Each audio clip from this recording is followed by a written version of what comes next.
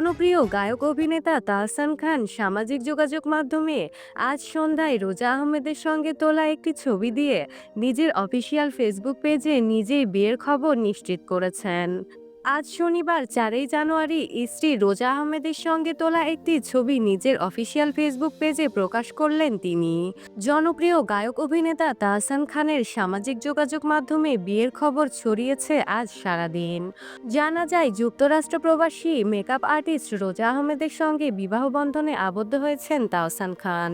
তবে আজ দিন শেষে রোজাকে সামনে আনলেন তাহসান। ফেসবুকে একটি ছবি প্রকাশ করেছেন গায়ক নিজেই। প্রশ্নে জুড়ে দিয়েছেন সেই তুমি কে।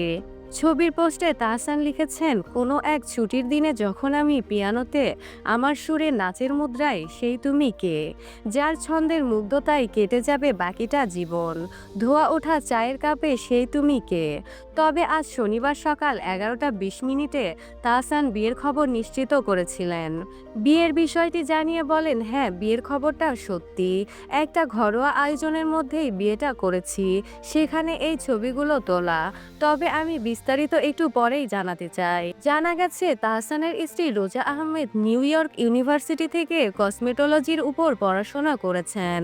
পড়াশোনা শেষ করে কসমেটোলজির লাইসেন্স গ্রহণ করেন এবং পরবর্তীতে নিউ ইয়র্কের কুইন্সে রোজাস ব্রাইডাল মেকওভার প্রতিষ্ঠান করেন। রোজা একজন উদ্যোক্তা।